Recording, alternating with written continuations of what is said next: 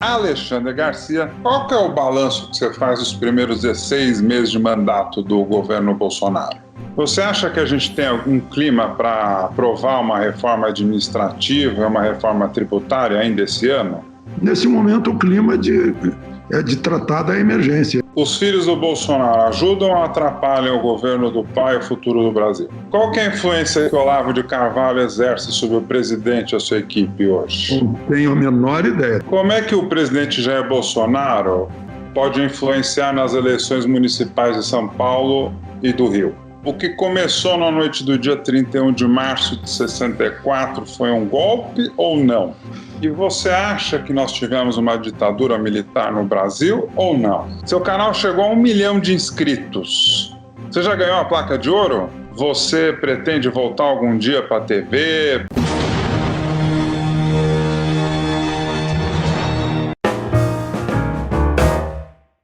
Antes de começar a minha entrevista com Alexandre Garcia, eu tenho um pedido muito especial. Gente, a crise chegou, infelizmente afetou o ping-pong com Bonfá. As contas do programa estão no vermelho e para que ele não acabe, eu preciso da sua ajuda. Isso mesmo.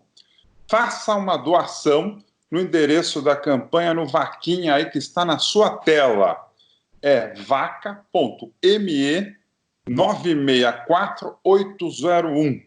Vou repetir, vaca.me 964801. É muito fácil. Entre aí no seu celular e no seu computador e é só doar, tá bom? Conto com você. Se você é fã do canal, se você gosta do meu trabalho, das minhas perguntas, das minhas entrevistas, eu conto com a sua doação. Ajude o ping-pong com Bonfá a não acabar, a não parar, a continuar. Faça uma doação. Você também pode procurar a campanha no vaquinha.com.br. Aí é só colocar lá na busca Bonfá sem acento. Aí você vai localizar a nossa campanha, muito fácil, também está aparecendo aí na sua tela. Então, seja um doador, participe. E se você quiser patrocinar o Ping Pong com Bonfá, isso também é possível. É só você mandar um e-mail para mim no umolhar@gmail.com. umolhar@gmail.com também está aí na sua tela.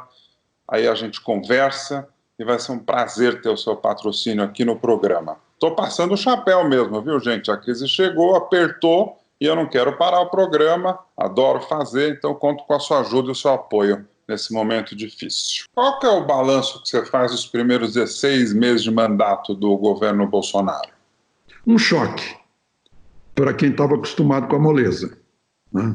Para quem estava acostumado com corrupção, para quem estava acostumado com partido político mandando em estatal e ministério. Era assim, o tal de presidencialismo de coalizão. E voltou à Constituição, em que os poderes são autônomos, independentes e harmônicos entre si.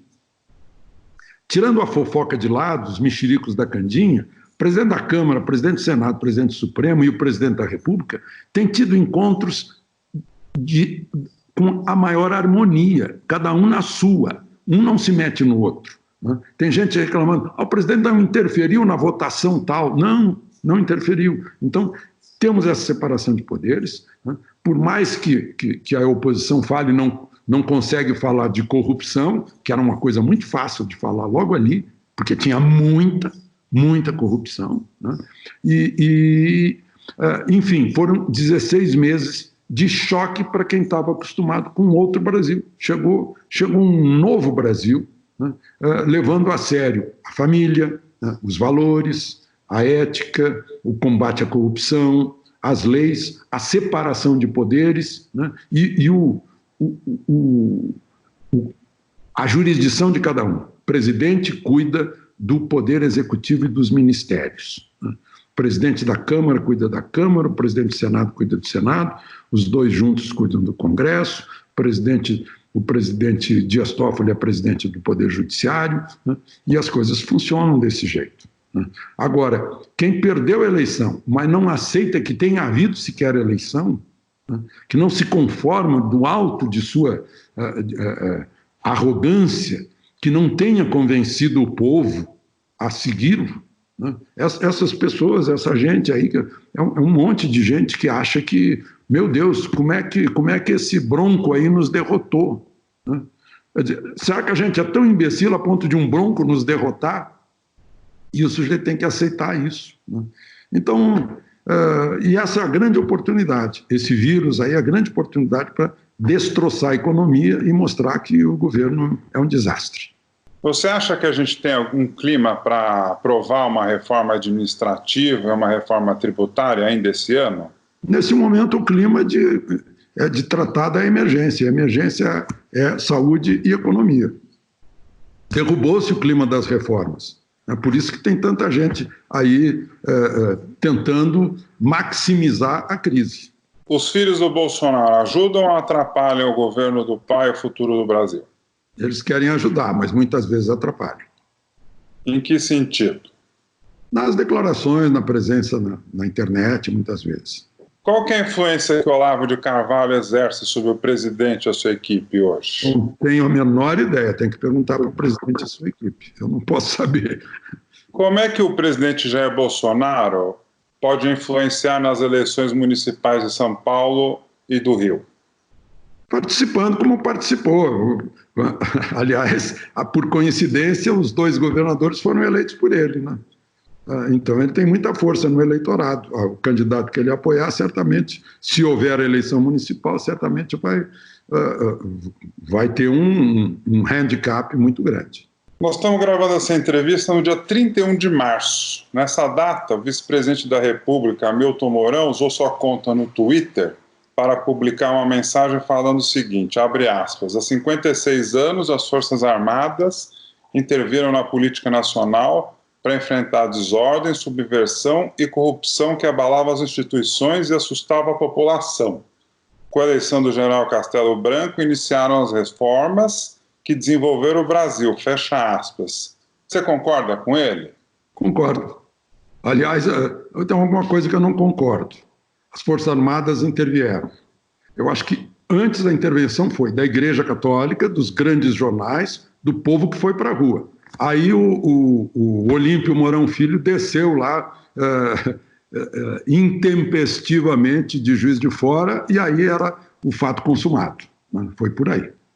Então começou mesmo nos púlpitos, nos jornais, nos grandes jornais. Eu vi. Eu não sei qual é a idade do general Mourão. Tinha 23 anos e acompanhei. Eu vi o dia a dia. No dia em que se noticiou dentro do ônibus que eu estava indo para casa, Auro Soares de Moura Andrade, presidente do Congresso, senador, havia declarado a vacância da presidência da República e empossado o presidente da Câmara, Ranieri Mazzilli, como presidente da República, o ônibus inteiro que estava ouvindo a notícia no alto-falante vibrou, entrou numa gritaria como se fosse uma final de Copa do Mundo com vitória do Brasil. Então, eu vi essa vibração e essa força. Não foi algo que veio das Forças Armadas, veio das ruas. O que começou na noite do dia 31 de março de 64 foi um golpe ou não? A maior discussão, né? Porque estava se caminhando para um autogolpe comunista, né? de desapropriações de grandes empresas, de reforma agrária na lei ou na marra, de discursos falando em execuções, né? E aí veio... Mas não foi o general Olímpio Mourão Filho. Foram as ruas, o povo que saiu para as ruas na Marcha com Deus pela Liberdade, em Belo Horizonte, no Rio de Janeiro, em São Paulo, né, já mobilizadas pela igreja, né, e pelos jornais, à exceção do Última Hora. O resto tudo entrou nessa. Né. Então, hoje se carrega sobre as Forças Armadas. Mas foi um movimento civil muito grande, cívico, midiático, religioso e militar no fim. E você acha que nós tivemos uma ditadura militar no Brasil ou não? Nós tivemos eleição em todos os presidentes foram eleitos. Né? Eleitos tal como foi eleito o Tancredo. Se a gente disser que a eleição do Tancredo foi ilegal... Né? A eleição em que o Geisel ganhou do Dr. Ulisses, em que o Figueiredo ganhou do Euler Bentes, a eleição do Castelo, que foi entre 5 candidatos, porque não tinha vice-presidente, né? Assumiu o presidente da Câmara, que convocou a eleição indireta, né? E fizeram a eleição. Aí começou em 68 a reação, reação com uma bomba que arrancou a perna do artilheiro de Santa Cruz de Recife, né, lá no aeroporto de Guararapes, matou gente, matou um jornalista, né, feriu mais gente. Aí começou a briga, começou a luta, né, aí o governo militar endureceu, né, e, por outro lado, aqueles que queriam implantar um outro tipo de ditadura, como diz o Gabeira, né, reagiram também. Eu fui assaltado, eu era funcionário do Banco do Brasil. O Vanguarda Armada Revolucionária Palmares nos assaltou aos gritos de Viva Che Guevara, né? Então, eu vivi isso, eu testemunhei, eu não ouvi isso do professor na minha faculdade. Eu vi, eu testemunhei, por isso que eu estou contando. Seu canal chegou a 1 milhão de inscritos. Você já ganhou a placa de ouro? Não, ainda não, chegou ontem. Vai chegar, vai para a parede do meu escritório no lugar da placa de prata. Está feliz? Estou feliz, eu estou feliz pela companhia das pessoas. 1 milhão no YouTube, mais de 2 milhões no Twitter, quase 1 milhão no Instagram, né? Então, é sinal de que eu estou conversando com as pessoas e a vantagem é que eu estou ouvindo as pessoas. Isso é o principal. Na televisão a gente não ouve o que a pessoa está dizendo. Estão me xingando, eu não fico sabendo, né? Aqui, na rede social, na hora que entra o YouTube, a pessoa me manda recado e eu estou vendo todo mundo. No Twitter, a mesma coisa. É um prazer muito grande esse relacionamento com milhões de pessoas que, como eu, são brasileiros que querem a melhoria do país. E para encerrar, muita gente me pergunta, você pretende voltar algum dia para a TV, para uma CNN? Não, já fui convidado por algumas e já disse não. Para todas elas? Eu não sei se foram todas que me convidaram, não, eu recebi muito convite, né? Alguns ultimamente, mas não, eu tenho respondido, seria uma volta, eu não quero voltar, eu quero ir para frente. CNN Brasil não, Record não, Band não, Rede TV não, SBT não, obrigado, até logo, não. Não, eu estou bem aqui, estou muito feliz. Que bom. Estou sem gravata, não preciso de gravata. Alexandre Garcia, muito obrigado mais uma vez pela entrevista, foi um prazer. Bom, Fá, desculpa essa pressa, mas agora eu tenho que me preparar, eu tenho um encontro marcado com 1 milhão de pessoas. Ei, que encontro, hein? Manda um beijo para eles, espero que eles se inscrevam aqui no meu canal, eu vou falar para os meus inscritos se inscreverem no seu canal. Isso mesmo. Né? Eu vou contar para eles hoje que eu dei entrevista para o seu canal. Pro Viva! Fá, tá bom?